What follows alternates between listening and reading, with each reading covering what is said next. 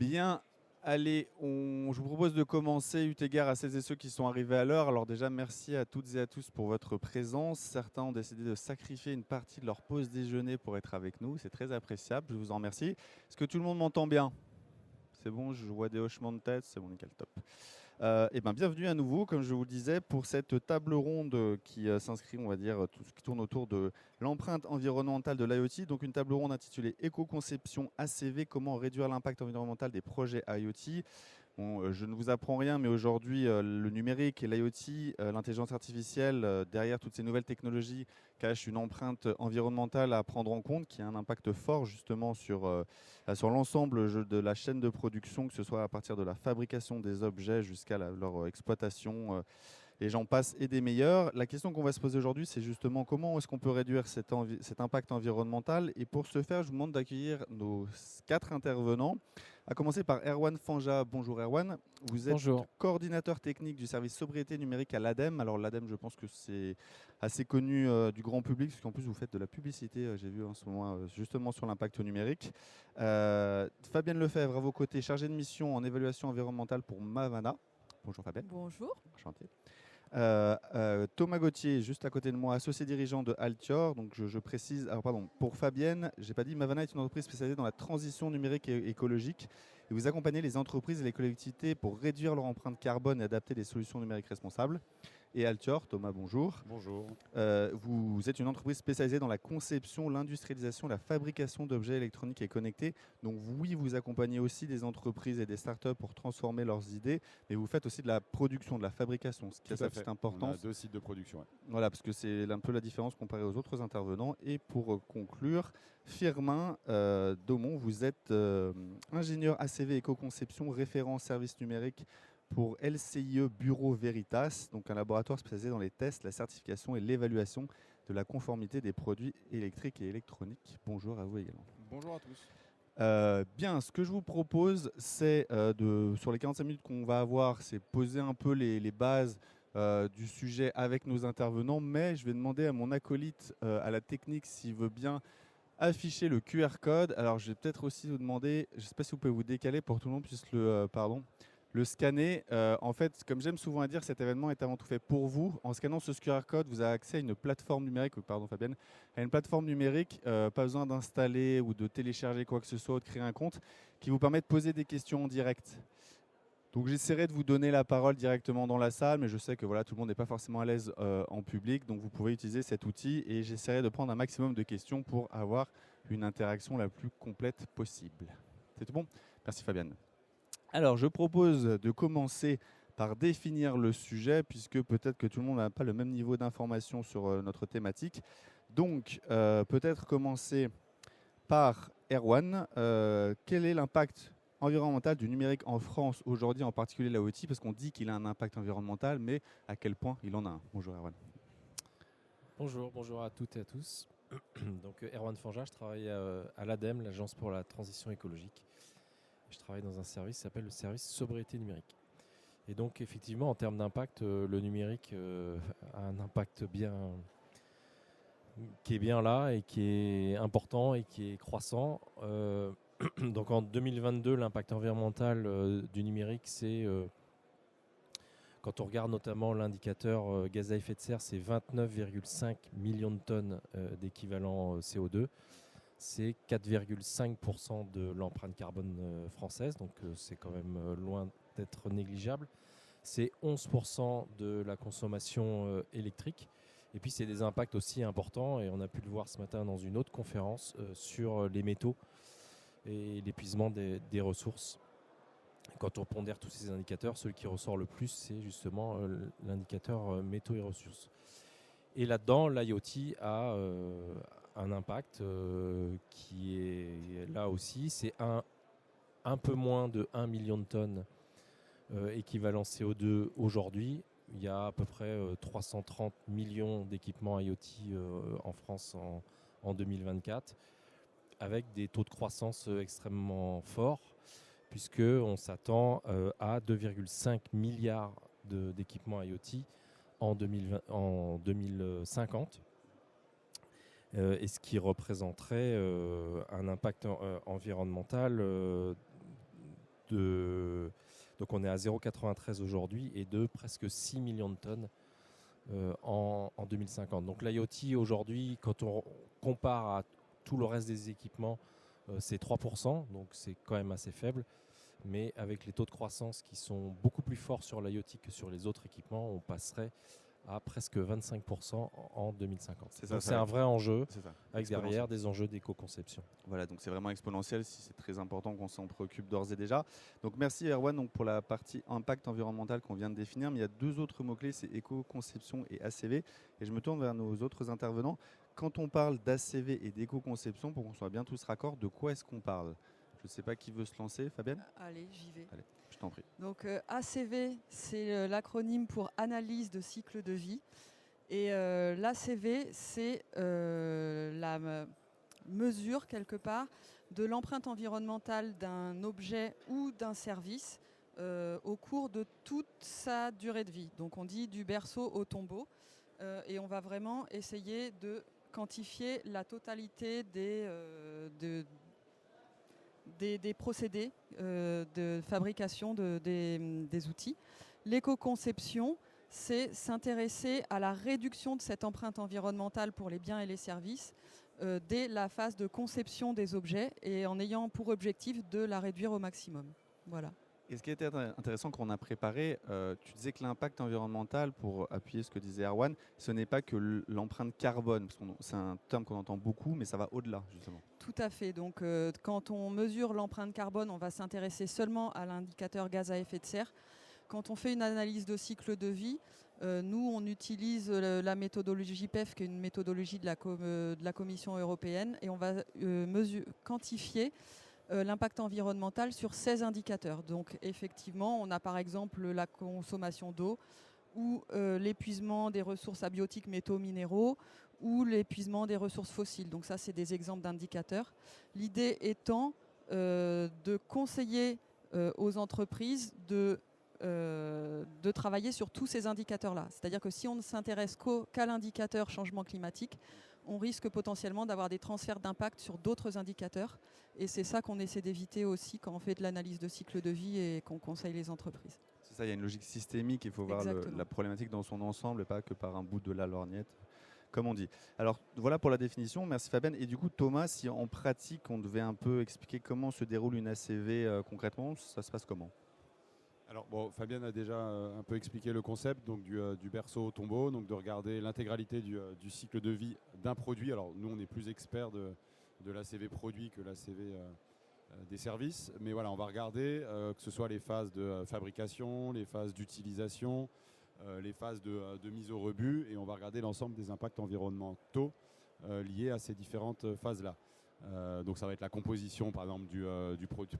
On est au salon des objets connectés, donc ça va être la composition électronique de notre produit, la composition plastique, donc sur les phases de fabrication, les procédés de fabrication. On va essayer de mesurer l'impact environnemental sur ces différents indicateurs pour la totalité des éléments du produit dans les phases de fabrication. Il y a une grande dimension hypothèse aussi quand on fait une ACV, parce que typiquement les phases de production du produit, elles vont être amorties sur sa durée d'utilisation. Donc on va devoir se dire, ok, est-ce que le produit, je vais l'utiliser 1 an, 2 ans, 10 ans, 15 ans?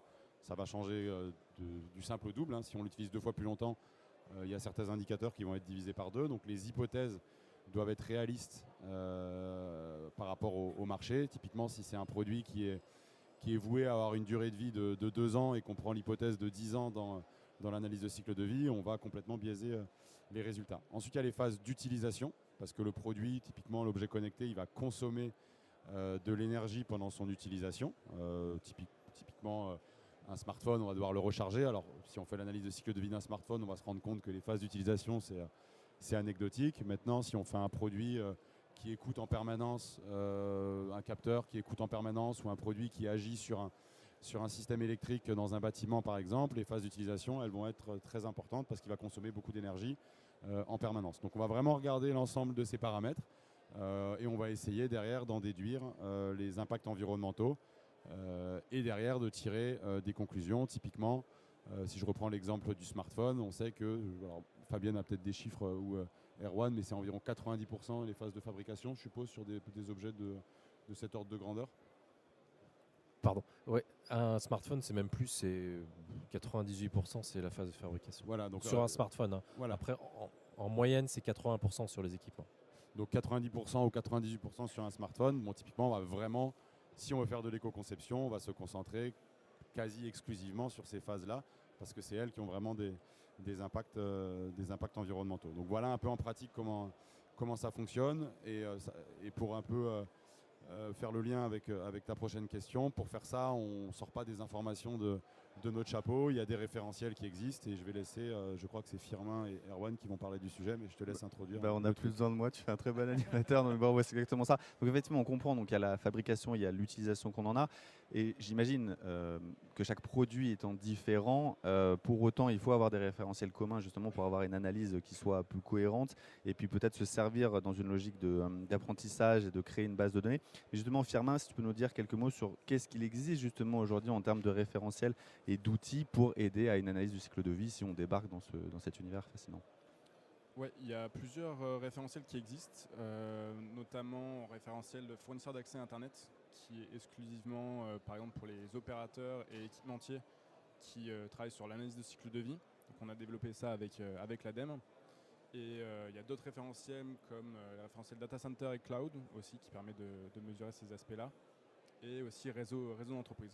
Donc nous, de notre côté, en fait, on utilise l'ensemble de ces référentiels avec l'aide de notre logiciel qu'on développe en interne, EIME, et avec donc différentes bases de données qu'on développe aussi en interne, donc notamment la base de données code, qui sont liées en fait aux composants électriques et électroniques pour calculer ces impacts, mais notamment pour les produits électriques et électroniques, mais aussi pour les services numériques. Voilà. Je ne sais pas si Erwan, tu voulais compléter, comme vous travaillez beaucoup ensemble avec la...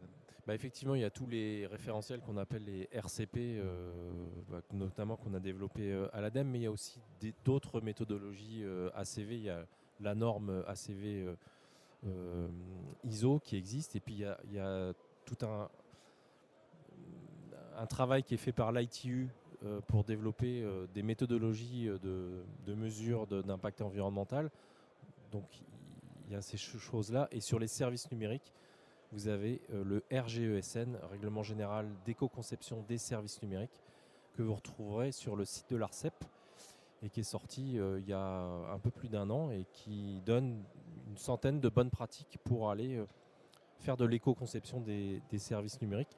Et puis pour terminer, sur le volet spécifique à l'IoT, il y a un travail aussi qui a été mené dans le cadre d'un comité d'experts qui est géré par l'ARCEP avec l'ADEME pour définir le périmètre de ce que c'est qu'un équipement IoT, parce que quand on a commencé à travailler sur ce sujet, on a vu que le périmètre était pas toujours évident, qu'il y avait pas mal de zones de flou.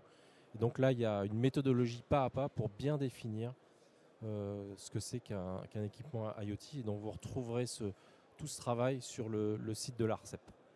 Merci. Alors, pour rentrer dans un exemple peut-être un peu plus concret avec Fabienne et Thomas, comment ça se passe justement votre accompagnement auprès de vos clients? C'est-à-dire, vous arrivez dans une entreprise, comment ça se passe? On fait un diagnostic, on analyse tout le processus, j'imagine, de fabrication. Voilà, tu peux nous donner concrètement comment se passe votre accompagnement? Alors le plus souvent, on va toujours commencer par la partie diagnostic. Donc on va faire la quantification, donc l'analyse de cycle de vie en elle-même. Ça va nous permettre d'identifier pour un produit donné les phases les plus impactantes, les points chauds aussi. Et ça permet de savoir sur quel levier on peut actionner et quelles vont être les pistes d'éco-conception les plus efficaces.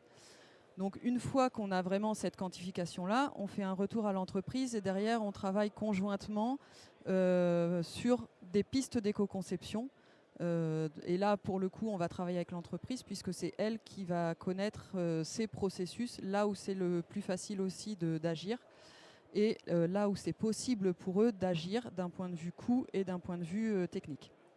Voilà. Thomas, tu peux compléter? Oui, alors nous chez Altior, une partie de notre métier c'est de concevoir des produits, donc c'est des produits qui n'existent pas, on a un cahier des charges et notre métier c'est de le concevoir pour demain le fabriquer. Le problème de l'analyse de cycle de vie, ça a un défaut, c'est que si on veut vraiment la faire de manière très précise, c'est souvent a posteriori, c'est-à-dire que le produit il est fait et on vient regarder, comme je disais tout à l'heure, tous les éléments pour faire cette analyse de cycle de vie. Sauf que quand on fait ça, le produit est déjà développé Et ça peut être compliqué, ou alors c'est pour des deuxièmes versions ou des troisièmes versions, on va appliquer les bonnes pratiques. Donc nous, ce qu'on a essayé de mettre en place chez Altior, c'est d'essayer d'anticiper les choix technologiques qu'on va faire pour que demain, quand on fera l'analyse du cycle de vie, elle soit la meilleure possible. Et donc on a créé un outil chez Altior qui est une sorte de guide de l'éco-conception, un guideline de l'éco-conception, une sorte de base de données pour nos ingénieurs pour aller voir toutes les bonnes pratiques quand ils vont utiliser, je ne sais pas, ils ont un produit, ils doivent mettre une batterie, une pile ou une alimentation, comment la dimensionner, qu'est-ce qui est performant, qu'est-ce qui n'est pas performant.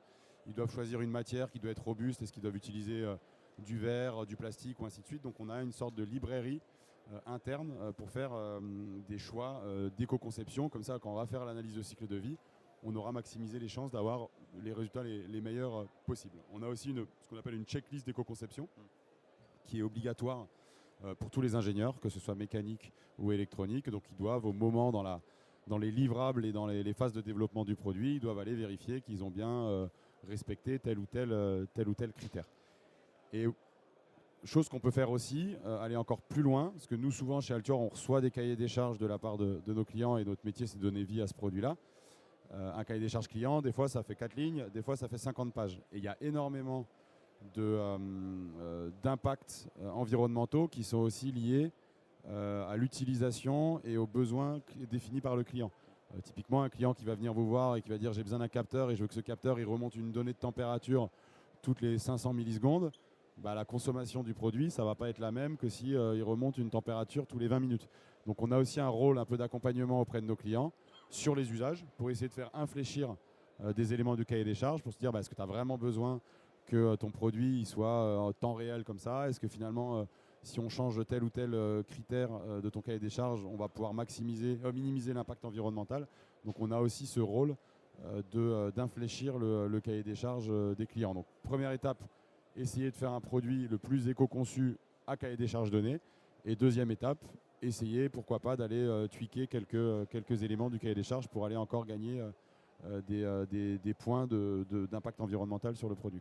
Et ce que tu dis pas, mais c'est un peu en filigrane dans tes propos, c'est qu'en fait cette base de données que vous avez, vous l'enrichissez à chaque cas d'usage que vous rencontrez, donc c'est une amélioration continue de Tout à fait. Demain, on doit faire un produit étanche, par exemple, et on n'a jamais, dans notre base de données, on n'a pas de critères d'éco-conception sur des produits étanches. Et on va faire un peu de recherche documentaire. Donc on a notre équipe développement durable qui va faire un peu de recherche documentaire pour se dire ok, telle ou telle techno, elle est plus intéressante que telle ou telle techno pour faire de l'étanchéité sur un produit. Et donc vous arrivez pour la première étape de diagnostic, effectivement identifier les points d'amélioration, les leviers d'amélioration. Le client va les déployer plus ou moins. Et pour faire le lien avec toi, Firmin, ce que vous faites chez LCI Bureau Veritas, c'est que vous, après, vous assurez la vérification de si la mise en œuvre a été bonne ou pas. Que je résume bien. Oui, c'est ça. En fait, le client après revient vers nous avec l'ensemble de ces informations, donc au niveau matière, process utilisé lors de la chaîne de fabrication. On vérifie en fait que l'ensemble des données correspondent en fait et qu'on a toutes les informations pour réaliser l'étude. S'il y a des données manquantes, on va utiliser aussi des données qu'on va appeler des données secondaires en fait pour combler ces manques. Donc des données un peu génériques qui sont liées en fait aux bases de données qu'on utilise. Et on va réaliser après leurs impacts environnementaux via notre logiciel, quoi. Donc après on va relever avec eux les différents points d'amélioration. Donc on va appeler ça les hotspots en fait. Donc les éléments les plus contributeurs en fait dans leurs produits. Et on va axer en fait là-dessus des éléments par rapport à l'éco-conception, voilà, de leurs produits.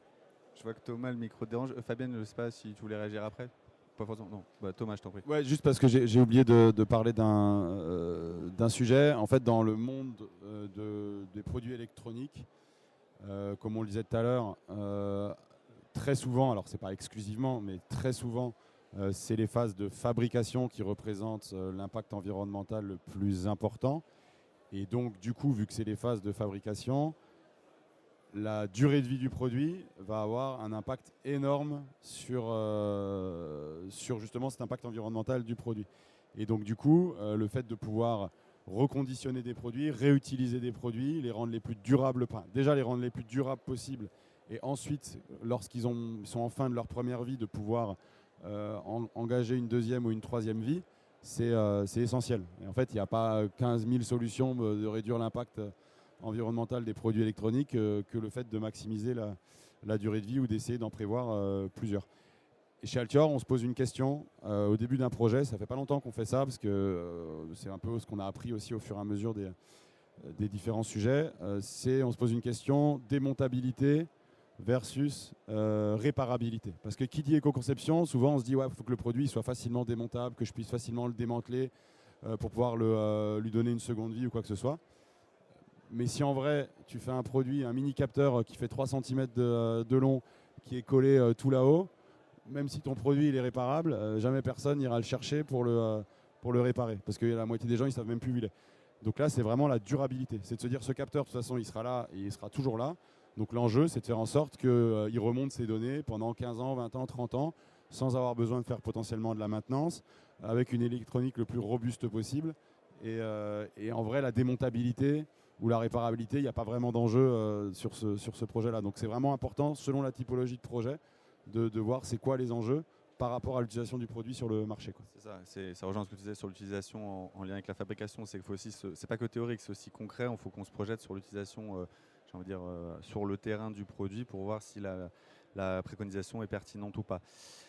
Juste, j'ai une question avec Slido qui est un peu dans le tempo, enfin j'en ai même plusieurs, tant mieux, et merci parce que ça veut dire que mon outil marche bien. Je ne sais pas si vous allez avoir la réponse à cette question, mais pour un produit donné, sait-on quantifier la réduction d'un produit IoT fabriqué et vendu en France versus un produit fabriqué en Asie et vendu en France? Faible. Enfin, bon. Il y a plein de raisons de fabriquer en France, que ce soit environnemental, social ou autre. Mais concrètement, quand tu fais les mathématiques, on se rend compte que la partie transport, elle n'a pas un impact énorme sur l'analyse de cycle de vie d'un produit. Ça ne veut pas dire qu'il faut absolument tout faire en Asie, hein, mais en tout cas, la part transport n'a pas un impact énorme. Et la part électronique, composants, extraction des matières, de toute façon, que ton produit soit fabriqué en Chine, en France ou en Malaisie, les composants électroniques viennent, eux, d'un endroit donné, l'extraction minière est faite dans un endroit donné. Donc c'est vrai que sur la pure mathématique, mais peut-être qu'il y aura des avis contraires, mais sur les pures maths de l'analyse de cycle de vie, le lieu de production n'a pas un impact énorme. Alors Erwan et Fabienne, je crois que tu voulais réagir aussi après. Non, mais je confirme, hein, la phase de distribution, elle représente moins de 2% du global. Donc c'est essentiellement la phase de fabrication là, et quels matériaux on va utiliser. Et si on utilise les mêmes matériaux dans une fabrication française que dans une fabrication en Asie, il n'y aura pas de différence. D'accord. Fabienne, tu peux compléter? Oui, en fait, ce qui va changer principalement, ça va être le mix électrique qui, dans un cas, va être chinois et dans l'autre cas, va être français. Et nous, on a effectivement eu des clients qui nous ont posé cette question-là. Est-ce que ça aurait valu le coup de relocaliser rien que pour l'aspect environnemental? Et ce n'était pas forcément un des leviers principaux sur lesquels agir. C'est intéressant parce que la question de la réindustrialisation et de la relocalisation a fait beaucoup. Mais après, il y débat a d'autres aussi enjeux que juste les enjeux environnementaux là-dessus. Clairement. Alors, on a parlé des référentiels, hein, parce qu'il y a une question en lien avec ça, complémentaire. Existe-t-il des fiches de déclaration environnementale et sanitaire FDES pour les matériaux dont l'ACV a été réalisé? Et si oui, a-t-on accès à une base de données de ces fiches? Oui, ça existe. Il faut savoir que le secteur, les fiches FDES, les fiches PEP EcoPasseport, même au niveau en fait, de bâtiments, existent depuis un moment et il y a des bases de données qui existent de tous ces produits. En fait. Donc on va retrouver notamment les informations sur la base IGNES, mais aussi, donc je vais parler pour le programme PEP, donc au niveau français, on va retrouver toutes les informations donc, sur le site PEP EcoPasseport, sur la plateforme PEP EcoPasseport. Voilà. Erwan? Ouais, sur les référentiels, on a 2 projets là, qui vont démarrer spécifiques à l'IoT.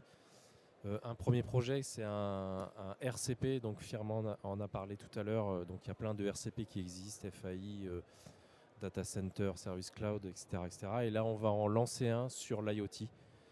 Et donc on aura un référentiel commun pour aller faire de l'évaluation environnementale d'équipements IoT. Donc tout le monde pourra utiliser la même méthode pour faire de l'évaluation environnementale. Ça, c'est le premier projet qui va démarrer début 2026.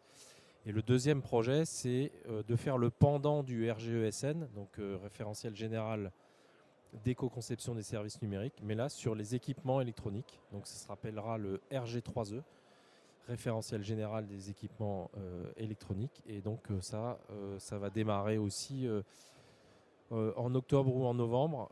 Et l'objectif, c'est d'avoir des fiches, une centaine de fiches de bonnes pratiques pour faire de l'éco-conception d'équipements électroniques. On est d'accord que toutes ces infos, on les retrouve sur le site de l'ADEME pour centraliser. Les 2 nouveaux projets, je ne suis pas sûr. Pas sûr. Donc, voilà. Mais maintenant, vous êtes au courant. Merci, ça sert aussi à ça. Du coup, on a bien compris effectivement donc l'éco-conception, l'ACV. Maintenant, on va plutôt parler de justement le déploiement. Est-ce qu'il se fait de manière fluide? Est-ce qu'il y a des freins ou des leviers? Donc, je vais poser une question, mon privilège d'animateur un peu brut. C'est quel intérêt une entreprise a-t-elle de faire de l'éco-conception? Parce qu'il y a des impacts financiers, des coûts, une complexité technique. Est-ce que ça vaut vraiment le coup justement ou pas? Pourquoi faire de l'éco-conception? Erwan. Alors pas forcément sur les équipements IoT, mais nous, l'éco-conception, c'est vraiment un concept qu'on promeut à l'ADEME depuis énormément d'années, et on a des retours d'expérience, et notamment des retours d'expérience économiques. Et donc faire de l'éco-conception, c'est avant tout des gains économiques, des gains aussi dans le projet, puisque ça fait travailler toutes les équipes d'une société ensemble, le marketing, les équipes techniques, le management. Ça, c'est des vrais gains aussi de productivité au sein de l'entreprise. Et donc, pour toutes ces raisons, en plus des gains évidemment environnementaux dont c'est l'objectif premier. Thomas, oui. Ouais. Donc, comme je disais tout à l'heure, l'éco-conception, c'est des choix de matériaux, des choix de composants pour avoir les impacts environnementaux les plus petits, mais c'est aussi, et dans l'industrie électronique surtout, la capacité de maximiser la durée de vie des produits, voire de donner une seconde vie au produit, parce que le produit a été bien conçu pour pouvoir derrière le démonter, le réparer ou ainsi de suite. Et du coup, c'est vraiment des gains économiques. C'est-à-dire qu'en fait, aujourd'hui, un produit électronique, la durée de vie en tant que telle de l'électronique, par des méthodes de calcul normées et scientifiques de la durée de vie, une carte électronique, on est plutôt de l'ordre des 20, 30, 50 ans que des 2-3 ans. Alors qu'en vrai, la durée de vie d'un produit électronique, elle est plus souvent de quelques années, au mieux une dizaine d'années. Donc en fait, si on est capable de valoriser l'électronique une deuxième fois, une troisième fois, une quatrième fois, en remettant le produit à neuf, c'est des vrais gains économiques, parce que ton deuxième produit, la deuxième vie de ton produit, elle va coûter, on fait des études à peu près tout le temps sur cet aspect-là, mais ça coûte 40 à 60% moins cher que la première vie du produit. Donc c'est des vrais gains économiques. C'est bien sûr des gains environnementaux, et c'est aussi des valeurs environnementales défendues par un certain nombre d'acteurs. C'est des gains aussi sur l'aspect supply chain et trésorerie, parce qu'en fait un produit électronique qui est déjà sur le marché, sa matière première, c'est lui-même. Plutôt que d'aller extraire des nouveaux composants avec des délais extrêmement longs ou quoi que ce soit, des pressions sur la trésorerie parce qu'il faut acheter énormément de composants. Là, vous avez le produit, il est là, vous lui donnez simplement une seconde vie parce qu'il a été éco-conçu. Et ça permet facilement, à des coûts réduits, de gérer une seconde vie. Donc en fait, c'est avant tout des gains économiques et des enjeux et des opportunités de business pour les entreprises, quoi. Je ne sais pas si Fabienne, tu veux compléter? Oui, je vais rajouter quelque chose donc, sur la même idée. C'est vrai que dans l'éco-conception, on va aussi se poser la question du nombre de dispositifs qu'on va vouloir déployer sur le terrain. On va vouloir potentiellement privilégier la mutualisation ou le fait de mettre moins de dispositifs mais de mettre une gateway. Et tout ça, au final, ça a un bénéfice environnemental mais financier aussi. Donc c'est toujours intéressant pour les entreprises. Oui, je me suis fait provocateur, mais je me doutais de votre réponse dans ce sens-là. J'ai une question justement, donc on a parlé de la fabrication qui est fondamentale pour l'impact environnemental des produits. Quid pour les services, l'hébergement, qui a un impact environnemental aussi? Ouais, quand on regarde la globalité des impacts entre la fabrication et l'usage, et notamment du fait que une bonne partie de nos usages sont hébergés, notamment dans des data centers situés à l'étranger, la répartition des impacts, quand on prend en compte ces data centers situés à l'étranger, en gros, en ne le prenant pas en compte, elle est de 80-20 fabrication-usage. Là, elle passe à 60% pour la fabrication, 40% pour l'usage. Et ça, c'est sans prendre en compte l'arrivée de l'IA générative qui va faire exploser notamment les calculateurs et les data centers. Et donc la partie data center va petit à petit rattraper la partie équipement. Là, c'est 50% équipement, 46% data center et 4% réseau. Dans quelques années, ça sera plus pour data center. Donc, nos usages sont effectivement extrêmement impactants parce qu'il faut les héberger dans des data centers qui sont souvent à l'étranger avec des mix électriques qui ne sont pas les mêmes qu'en France. Alors, Fabienne, oui, je t'en prie. Ouais. Bien sûr, je t'en prie. Ce qui est intéressant aussi sur la partie serveur ou la partie service numérique, c'est qu'on peut plus facilement y travailler a posteriori. Donc on a pas mal mentionné tout à l'heure la phase de conception des objets, de l'Internet des objets. La partie transport de données ou la partie serveur, c'est vraiment un des leviers sur lesquels on peut travailler avec les clients pour agir a posteriori, même une fois que les dispositifs sont déployés. Par exemple, en diminuant la quantité de données qui est transmise ou en travaillant aussi sur la charge sur les serveurs ou le déploiement sur les serveurs. Donc c'est vrai que c'est intéressant aussi d'inclure toute cette partie service numérique dans les idées d'éco-conception. Et par rapport à l'intérêt qu'on a de faire de l'éco-conception, quelqu'un demande, et ça avait une question aussi qu'on avait évoquée, qu'on avait préparée, est-ce que cela, tout ce qu'on dit, ne rentre pas en collision avec l'obsolescence programmée, l'obsolescence software? Et il y avait aussi l'effet, attention, l'effet rebond dont on parlait, par exemple pour le reconditionnement, on avait cité Back Market, où justement il y a aussi un enjeu de, finalement, comme je peux reconditionner pour beaucoup moins cher mon téléphone, enfin acheter des téléphones reconditionnés, j'en consomme plus, et donc ce qui était vertueux au départ devient finalement plus vertueux du tout. Donc obsolescence programmée et effet rebond, qui veut réagir? C'est sûr que éco-conception et obsolescence programmée, c'est l'opposé. C'est totalement antinomique. C'est souvent le logiciel aussi. Il faut savoir qu'aujourd'hui, la raison pour laquelle on change de smartphone tous les 4 ans, c'est parce que les développeurs de solutions logicielles sur les smartphones font des applications qui sont toujours plus gourmandes. Quoi. Aujourd'hui, vous prenez un PC d'il y a 30 ans ou 40 ans, vous faites un tableau Excel pour faire 3 colonnes, 4 lignes. Le PC d'il y a 40 ans, il le fait tout pareil. Sauf qu'aujourd'hui, vous ne pouvez pas installer Excel 2025 sur un PC d'il y a 40 ans. Alors qu'en fait, vous avez largement la capacité de calcul dans ce truc-là. Donc les évolutions logicielles ont très souvent tendance à entraîner une obsolescence du matériel. Quoi. Erwan, tu veux réagir?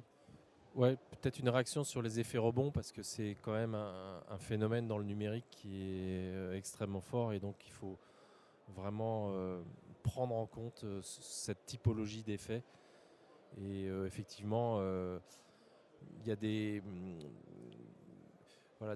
acteurs ou des pratiques qui semblent vertueuses. Je pense à Vinted par exemple, qui sur le fond est quand même vertueux d'un point de vue environnemental puisqu'on donne une seconde vie aux vêtements, mais par contre ce qu'on voit aussi c'est qu'il y a des effets rebonds qui peuvent être extrêmement forts avec une multiplication des achats qu'on n'aurait pas fait si on avait acheté du neuf et au finalement les impacts environnementaux ils baissent pas et ils ont tendance à augmenter. Alors cet exemple de Vinted il vaut aussi pour le numérique, pour Back Market, pour tout un tas d'autres cas d'usage. Et en novembre, on va sortir une belle étude justement sur ce sujet de l'impact environnemental net de solutions numériques qui permettent de décarboner d'autres secteurs économiques en prenant en compte ces effets rebonds. Les ventes d'iPhone ne se sont pas écroulées le jour où Back Market est sorti. Donc ça prouve bien qu'on fabrique toujours plus d'iPhone malgré le fait qu'il y ait des plateformes pour en acheter des reconditionnés. Là, le juge de paix à la fin, c'est le nombre de produits neufs que tu fabriques par an et s'il ne réduit pas, c'est que tu as un effet rebond forcément. Quoi. Je précise, on n'est pas là pour taper sur les marques, mais c'est juste que du coup il y a des pratiques qui... C'est des exemples qui parlent à tout le monde, c'est pour ça que je ouais, ça. Tu as raison. Ouais. Oui, parce qu'effectivement le reconditionné, tout le monde pense que c'est bénéfique pour l'environnement, mais il y a notamment une étude de l'ADEME qui montrait que acheter un téléphone neuf et le garder 6 ans est plus vertueux que d'acheter un reconditionné et de le changer tous les 2 ans. Donc c'est des choses toujours à garder en tête et c'est vrai que quand on fait des analyses de cycle de vie, c'est intéressant aussi de regarder toutes les conséquences du déploiement de ces solutions numériques, que ce soit sur la réduction des trajets par exemple des techniciens ou sur le gain en termes d'énergie ou d'eau et aussi en prenant en compte les effets rebonds. Après, je vais peut-être proposer un tour de micro dans la salle, mais juste avant, alors c'est une question qu'on n'avait pas forcément préparée et qui est un peu de l'ordre idéologique, mais du coup, pour un peu changer les pratiques, est-ce que c'est plus aux citoyens d'aborder des pratiques un peu plus vertueuses? Par exemple, j'achète un téléphone et je vais le garder le plus longtemps possible, ou est-ce que c'est peut-être aussi à l'État, au travers de la réglementation, d'essayer de faire infléchir toutes ces grandes marques qui, dans leurs pratiques, génèrent une obsolescence? Erwan. Je crois que c'est à tout le monde en fait. Les citoyens, dans leur acte d'achat, d'aller plus vers plus de sobriété. C'est aussi les pouvoirs publics en fixant plus de règles. Il y a par exemple, avec la loi AGEC, un certain nombre de dispositions qui ont été mises dans la loi et qui sont plutôt bien. L'obsolescence programmée qui est interdite, les indices de durabilité, de réparabilité sur les équipements, notamment numériques, qui est quand même une bonne chose, ou les fonds réparation. Et puis c'est aussi aux industriels de faire de l'éco-conception, d'éviter ou de limiter l'obsolescence marketing, parce que finalement, quand on voit les smartphones qui pourraient fonctionner techniquement 6, 7, 8 ans et qui sont changés au bout de 3 ans, c'est bien souvent à cause d'obsolescence marketing. Une télévision sur 2 est changée, pas parce qu'elle est en panne, mais parce qu'on a besoin de nouveautés. Donc voilà, il y a tout l'écosystème qui doit agir, des citoyens jusqu'aux fabricants, en passant par les pouvoirs publics. Je ne sais pas si quelqu'un veut prendre la parole directement depuis la salle, bien sûr. Bonjour, alors je ne sais pas si vous êtes OK pour vous présenter, qu'on sache de quelle place vous parlez. Bonjour monsieur. Oui, bonjour, Frédéric Monflier, journaliste pour Industrie et Technologie. Dites-moi une question pour Altir en particulier. J'aimerais savoir, et ça rebondit avec la question qu'on vient d'entendre de l'ADEME, un effort de tout le monde. Est-ce que parmi vos clients, lorsqu'ils rédigent un cahier des charges, est-ce que vous avez déjà vu donc un critère en disant moi je veux que mon produit au final consomme autant, dégage autant de CO2, donc pour réduire sa consommation? Est-ce que c'est déjà un critère qui s'inscrit directement dans le cahier des charges? Il y a des clients qui sont tout à fait en mesure de mettre ce genre de critères. Malheureusement, aujourd'hui, souvent ces critères ils sont rajoutés à un cahier des charges et il faut que ce soit le cahier des charges initial, ces critères, mais il faut que ça aille pas plus lentement et il ne faut pas que ça coûte plus cher. Et c'est là où en fait c'est un peu des fois compliqué, c'est qu'on vient rajouter des critères de réduction, d'optimisation de la conso qui peuvent pas forcément avoir un impact sur le prix produit, mais qui peuvent avoir un impact sur le temps R&D à y passer, parce qu'il faut aller un peu plus loin dans la conception. Et c'est vrai qu'aujourd'hui, c'est souvent des bonus de cahier des charges, mais pas forcément valorisés autant qu'il faut y passer. Donc nous, on milite pour ces sujets-là. Mais en tout cas, oui, aujourd'hui, il y a des clients, notamment des grands groupes, qui savent très bien quantifier, parce qu'ils ont des engagements aussi, eux, par rapport à leur réduction d'impact environnemental. Ils savent quantifier ce qu'ils souhaitent. Ouais. Autre question, réaction depuis la salle? Bon, en tout cas, on arrive progressivement à la fin de cette table ronde, parce que le temps passe vite quand on parle de sujets passionnants. Alors, j'ai une dernière question sur Slido. Dans quel état, à ce jour, est la REP des 3E? C'est peut-être plus pour Erwan. Je ne sais pas ce que vous entendez par quel état, mais... Elle est bien? Si elle est malade ou... Je ne sais pas la personne qui a posé la question. En fait, la REP des 3E, c'est une des trois... Donc REP, c'est responsabilité élargie du producteur. Et en France, on est les champions du monde de la REP, puisqu'il y a je crois qu'il y a 25 filières qui sont régies par ce principe. Donc c'est le principe pollueur-payeur, c'est-à-dire que c'est le metteur sur le marché qui est responsable de la fin de vie des équipements, et donc il va financer la fin de vie des équipements à travers, par exemple, des éco-organismes. C'est ce qui se passe sur les déchets d'équipements électriques et électroniques. Et puisqu'il y a 2 éco-organismes qui sont écologiques et écosystèmes, qui sont financés via l'éco-contribution. Donc à chaque fois que vous achetez un smartphone, par exemple, vous payez une éco-contribution qui va financer derrière toute la filière, donc de la collecte jusqu'au recyclage, en passant aussi par les fonds réparation, sont financés par ces REP. Et donc sur les D3E, c'est une REP qui est européenne, c'est-à-dire que tous les pays en Europe doivent respecter cette directive des 3E, et On doit être à 50% de taux de collecte, alors que l'objectif est à 65%, donc ça c'est plutôt pas bien. Et par contre, les taux de recyclage qui sont imposés sont respectés pour chacune des catégories. Et notamment sur le numérique, il y a 2 catégories, c'est les écrans et les équipements numériques. Et donc il y a des taux de recyclage à respecter. Et donc voilà, donc quand c'est collecté, c'est bien recyclé. Par contre, quand c'est pas bien collecté et que ça part à la poubelle, là tout est perdu.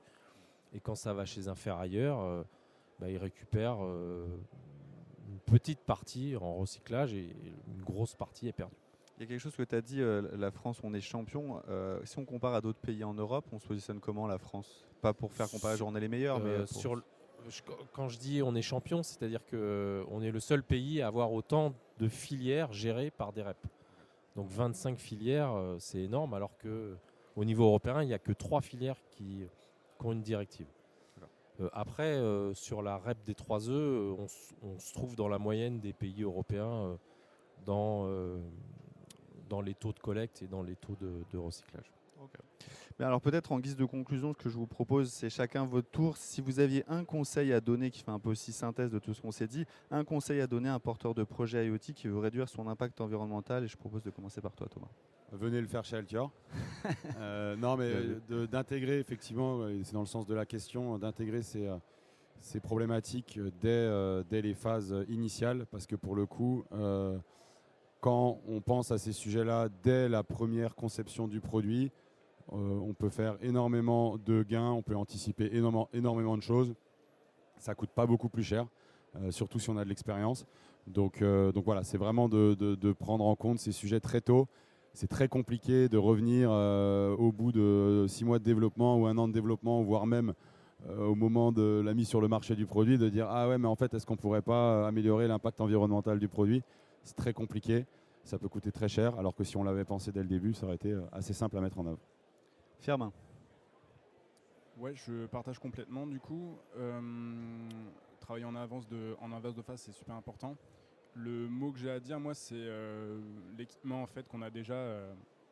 C'est celui qui impacte le moins en fait. Voilà. Donc après, bien faire attention justement pour les consommateurs. C'est en fonction de son besoin de se poser la question est-ce que j'en ai besoin en fait de ce produit ou de ce service. Voilà. Bien réfléchir à ça. Alors moi, je voudrais aborder un point qu'on n'a pas trop abordé encore, c'est l'humain. C'est-à-dire que dans les déploiements IoT, on va avoir énormément de déploiements, mais aussi des déploiements hétérogènes. Et il arrive que les humains ne soient pas suffisamment formés pour maintenir ces différents dispositifs dans le temps. Et qu'il arrive parfois que des dispositifs qui marchent encore sont jetés simplement parce que les gens ne savent plus les utiliser ou les mettre à jour. Normalement, ça s'est fait à distance, mais ou les configurer ou ce genre de choses. Donc c'est aussi penser à toute la partie humain qui, dans le secteur de l'Internet des objets, doit être maintenue idéalement jusqu'à une 20aine d'années pour maximiser le temps sur le terrain des dispositifs. Merci. Arwan? Consultez la plateforme Agir de l'ADEME parce qu'on a des financements justement pour l'éco-conception qui vont de pré-diagnostic jusqu'à les phases de mise en œuvre de l'éco-conception et donc vous pouvez bénéficier de financement pour vos projets. Top. Grand merci à nos intervenants pour cette intervention. Je vous propose de les applaudir parce que ça fait toujours plaisir. Ils ont passé quand même un peu de temps top. Juste, je le précise que si vous voulez avoir plus d'informations, alors Mavana, j'ai vu le stand ici. Altior, vous êtes par là-bas. L'ADEME, vous devez avoir un stand, non? Pas de stand? Je crois pas. Et Bureau Veritas, LCIE, vous avez un stand? Oui, on est de l'autre côté de la frontière. En tout état de cause, si vous voulez un peu approfondir ou de manière un peu plus personnelle ou informelle nos échanges, n'hésitez pas à aller au stand de nos intervenants. Un grand merci aussi à vous et le salon continue. Et donc, bonne journée. Prends le micro. Pour ceux qui souhaitent rester dans cette salle, on a une table ronde qui suit sur la Smart City, comment trouver le bon équilibre entre high-tech et low-tech. Donc je vous invite à rester avec nous, ça démarre à 14h.